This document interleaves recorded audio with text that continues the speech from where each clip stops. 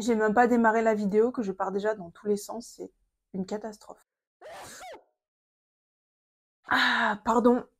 Je m'appelle Amélie, j'ai 27 ans et aujourd'hui on va parler d'eczéma. Un sujet qui je pense va intéresser beaucoup de monde parce que l'eczéma c'est un petit peu la maladie du siècle, la maladie du stress et de l'ego et il y a tellement de choses à apprendre au travers de l'eczéma. Ça peut paraître négatif l'eczéma mais croyez-moi on a beaucoup à apprendre sur ce que le corps essaye de nous faire comprendre et ça va être un petit peu le sujet de la vidéo parce qu'on va aborder pas mal de choses. Je vais déjà vous raconter rapidement mon expérience personnelle, comment j'ai eu de l'eczéma, depuis combien de temps, et qu'est-ce que je fais aujourd'hui pour limiter l'eczéma. Je vais vous parler en second temps de la réalité sur l'eczéma, différentes significations que peut avoir l'eczéma, les conseils et techniques pour gérer l'eczéma, pour finir les soins de la peau. Donc j'espère en tout cas que tout ce que je vais vous raconter dans cette vidéo vous aidera et j'en suis sûre parce que moi personnellement ça m'a aidé et j'ai essayé de rassembler tout ce que j'ai appris avec le temps pour vous fournir vraiment des informations de qualité. Donc restez bien jusqu'à la fin pour avoir toutes les composantes de cette vidéo et avoir toutes les clés en main pour gérer au mieux votre eczéma. Donc à la base, je voulais pas faire cette vidéo maintenant parce que je suis en poussée d'eczéma, c'est-à-dire que c'est une période de ma vie où j'ai de l'eczéma. J'étais petite, j'avais beaucoup d'eczéma, c'est-à-dire que j'avais de l'eczéma sous les pieds, j'avais de l'eczéma ici, j'avais de l'eczéma sur les mains énormément, j'avais de l'eczéma sur les yeux, j'avais de l'eczéma dans le cuir chevelu, je crois que c'est tout, et c'est déjà pas mal. Et avec le temps, j'ai appris, j'ai travaillé sur moi, j'ai fait beaucoup de choses qui ont fait que je n'avais plus du tout d'eczéma il y a 1 an en arrière. Et depuis, il y a eu un événement assez marquant pour moi, c'est-à-dire que je travaillais avec une entreprise, tout se passait bien dans la finance, et du jour au lendemain, j'ai appris que tous les clients ne reverraient pas leur argent, et de ce fait, j'ai du coup perdu mon boulot, j'ai perdu ma source de revenus forcément, et j'ai aussi perdu mon équipe, tout ce qui va avec, tous les gens avec qui je travaillais, avec qui j'aimais travailler. Tout s'est arrêté vraiment du jour au lendemain. Donc il y a eu une séparation, donc pas entre moi et une personne, pas une séparation amoureuse, mais une séparation au niveau du travail.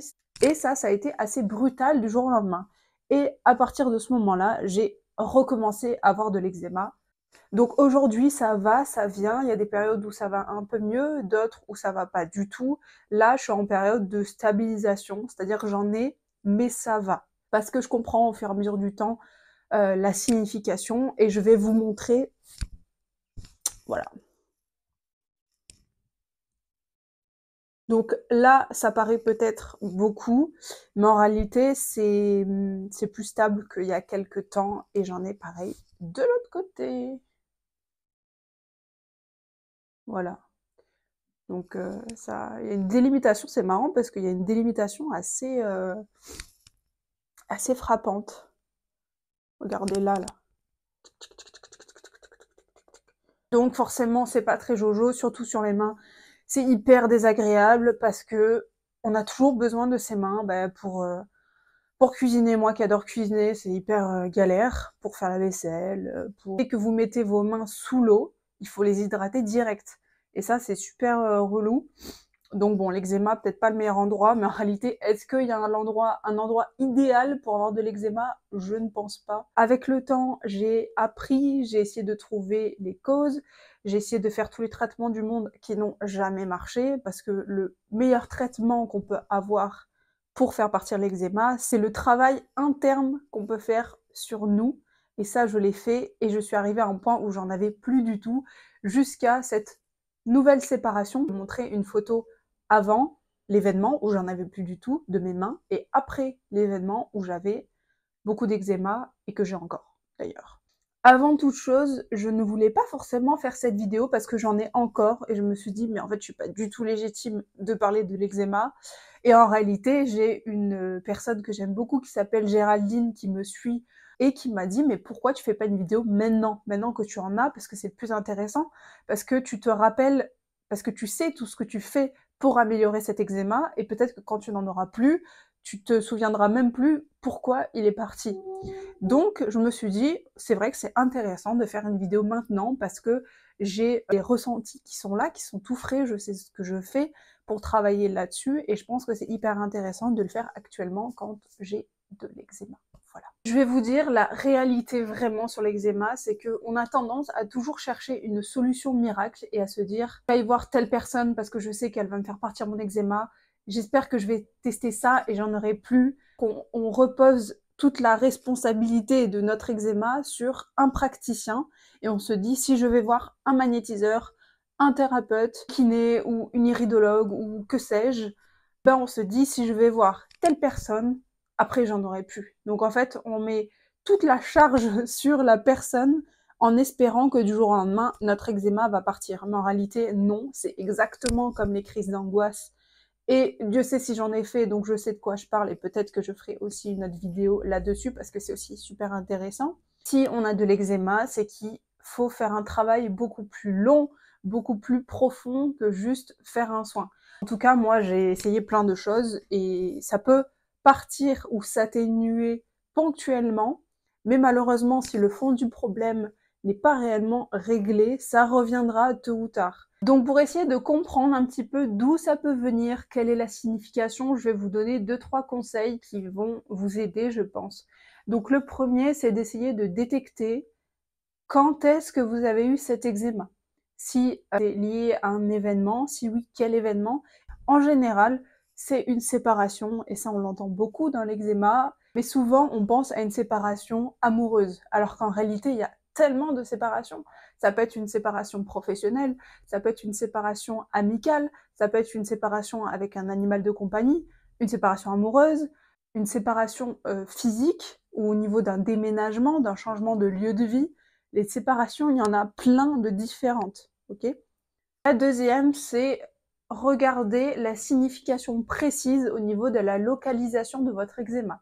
Donc moi, par exemple, sur les mains, ça signifie un manque de contrôle, une certaine contrariété, une certaine frustration, c'est-à-dire que je fais pas vraiment les choses que j'ai envie, je travaille peut-être pas dans le domaine dans lequel j'aspire vraiment.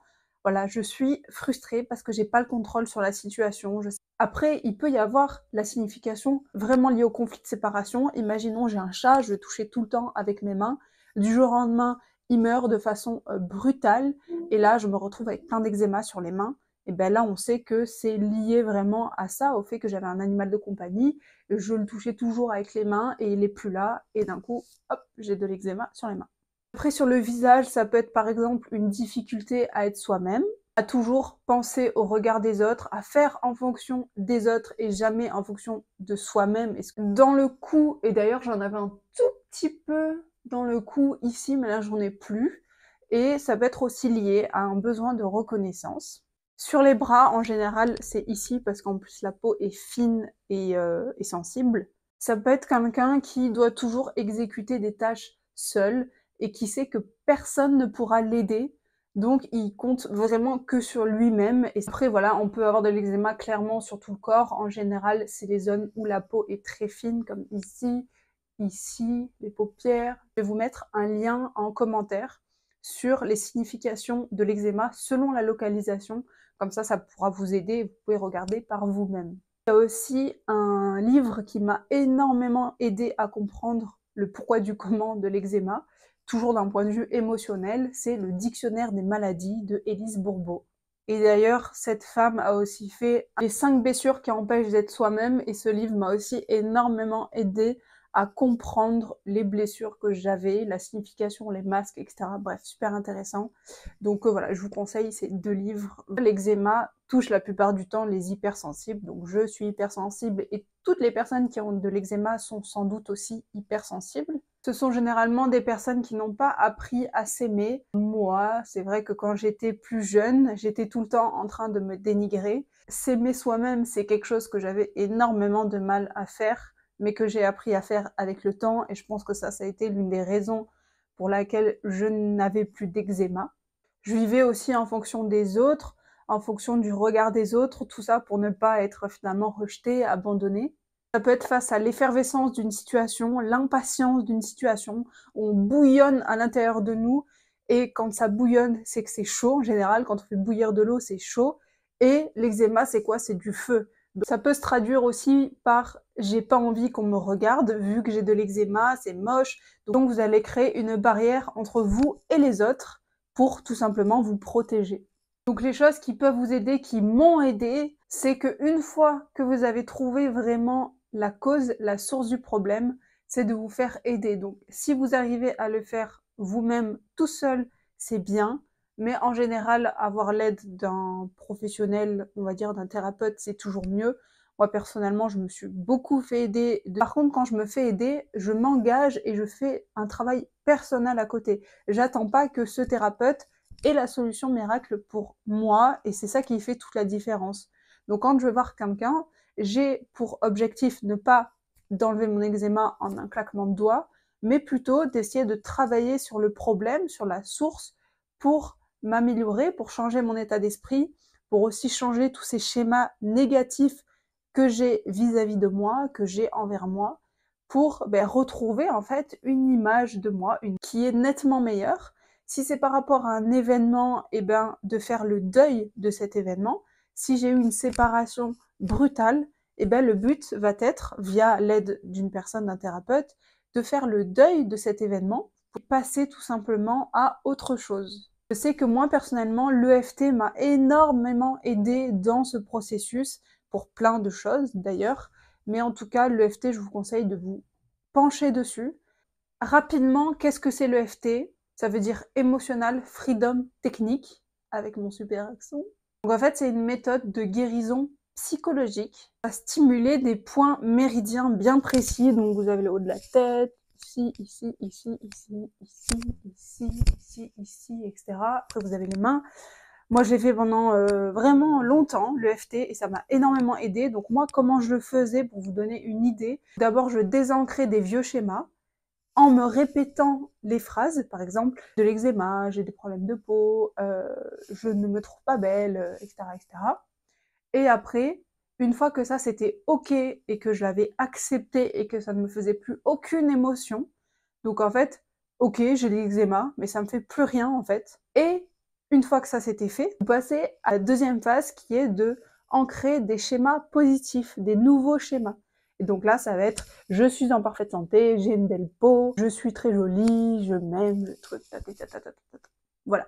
Donc moi, j'ai fait comme ça a super bien fonctionné personnellement. Je l'ai fait pour plein de trucs, pas que pour l'eczéma. C'était pour plutôt mon image de moi. Après, ça a été aussi pour tout le côté sentimental. Enfin, voilà. Et là, en ce moment, je suis sur la thérapie lumière. Donc ça, comme je vous ai dit, c'est toujours Géraldine qui m'apprend à faire ça et qui est incroyable. Et c'est d'ailleurs elle qui m'a poussée à faire cette vidéo. Donc la thérapie lumière, qu'est-ce que c'est?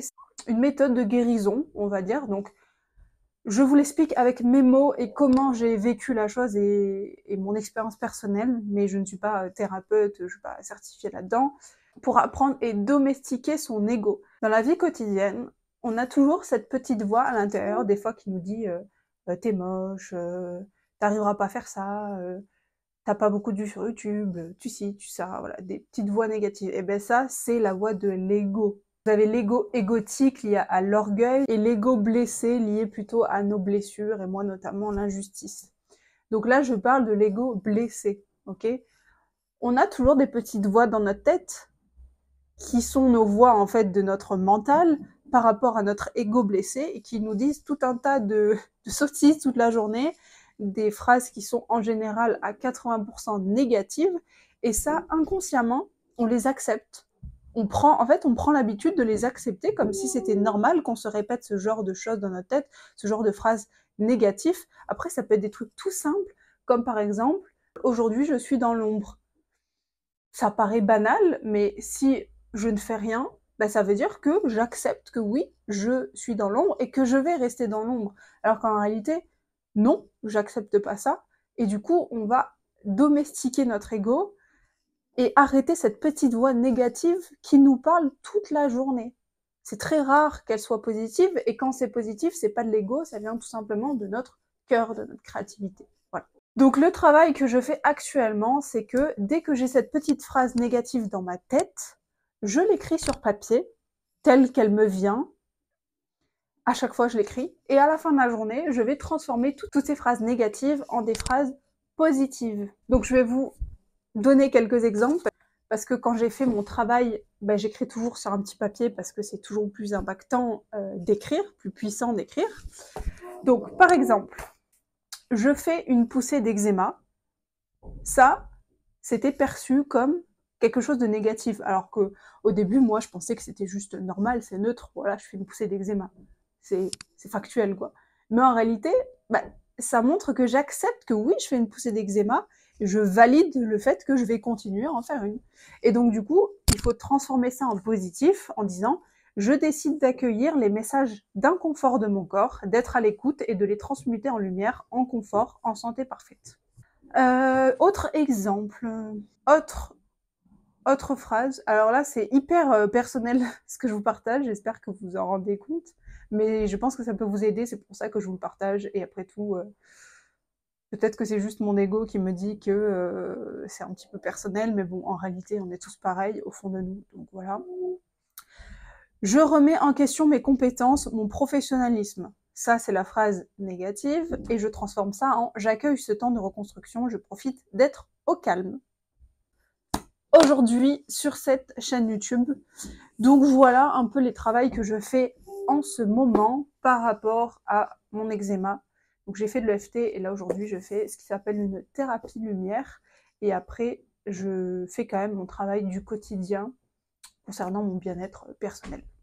Après, les petits conseils du quotidien, après que je peux vous donner, c'est déjà prendre du temps pour vous, méditer, faire de la cohérence cardiaque. Donc moi personnellement, j'adore faire la cohérence cardiaque, surtout le soir avant de dormir. Et quand j'en fais, je fais que bâiller tellement c'est efficace. Je fais 5 minutes de cohérence cardiaque, je fais que bâiller. C'est un truc de ouf. Après, faire du sport, marcher, au top. Tout ce qui peut vous permettre d'extérioriser, franchement, faites-le. Parce que quand vous avez de l'eczéma, c'est un manque d'extériorisation. Donc, extériorisez, criez, marchez, faites du sport, faites tout ce que vous pouvez pour extérioriser. Ayez aussi des moments de silence. Quand je dis de silence, c'est pas forcément comme ça, sans rien faire. Conduire en voiture avec une petite musique douce et laisser vos pensées divaguer, on va dire. Par exemple, cuisiner dans le silence, ça vous permet, c'est comme une sorte de méditation. Maquiller, se doucher aussi, c'est une sorte de méditation. Et vous allez voir que vous allez avoir dans le silence et uniquement dans le silence, quand vous n'êtes pas avec un stimuli au niveau des écrans, etc., un stimuli externe, vous allez avoir des informations, des clics, des idées, des messages, on va dire. Vous allez avoir des illuminations parfois et vous allez dire mais c'est à cause de ça, mais il faut que je travaille sur ça, mais en réalité c'est peut-être à cause de ça que j'ai de l'eczéma, etc., etc. Voilà, donc ayez des moments de silence, je pense que c'est super important. Exprimez un maximum vos émotions dès que vous pouvez, par exemple à votre copine, à votre meilleure amie, votre copain, ou votre famille, votre sœur, enfin qu'importe. Exprimez vos émotions parce que quand c'est tout le temps enfoui, il faut bien que ça sorte quelque part. Donc parlez de vos émotions le plus souvent possible, mais pas à n'importe qui, aux gens de confiance qui sont aptes à accueillir ces états d'être, ces états d'âme, et qui ne vont pas vous enfoncer. Vous avez compris le truc. Et enfin, les petites astuces, on va dire, parce que l'eczéma, ça gratte, l'eczéma, c'est sec. Donc, ce que je fais moi, vous avez vu que je vous parle vraiment très rapidement de tout ce qui est crème, etc. Parce que Et voilà, erreur de débutante, je n'ai plus de son dans mon micro, donc je vais continuer en voix off en espérant que le son soit bien parce que je n'ai plus le micro avec moi. Bref, je disais, je vous en ai pas beaucoup parlé des crèmes parce qu'en réalité ça représente pas grand-chose dans la guérison de l'eczéma, mais c'est quand même bien d'avoir quelque chose d'hydratant. Donc moi je prends une crème que je fais maison avec de l'huile d'olive et du beurre de karité et franchement elle hydrate vraiment très très très très bien. Et ce que je fais, c'est que la nuit, je prends des gants en coton. Ceux-là, je les ai achetés sur Shein. Et ils sont vraiment très bien. Donc, je mets ma crème et je mets les gants toute la nuit. Comme ça me permet d'avoir les mains qui restent vraiment bien, bien, bien hydratées. Et le lendemain, en général, j'ai l'eczéma qui est beaucoup plus joli. Après, j'essaye de pas faire une fixette sur l'eczéma. C'est pour ça que je mets des mitaines que je mets en journée, enfin quand il fait froid, quand je peux, pour éviter de le voir, pour éviter d'y penser. Et franchement, ça fait du bien au moral, comme ça, on fait pas une obsession là-dessus. Bon, comme prévu, faut que je prenne l'habitude de regarder ici et pas ici, parce que là c'est le retour, et là c'est la caméra. Donc, j'ai oublié bien évidemment quelque chose, j'y ai pensé tout à l'heure, c'est l'alimentation bien évidemment. Donc, deux conseils, déjà éviter les aliments inflammatoires comme le gluten et les laitages. Ça c'est vraiment les trucs que j'essaye de diminuer un maximum.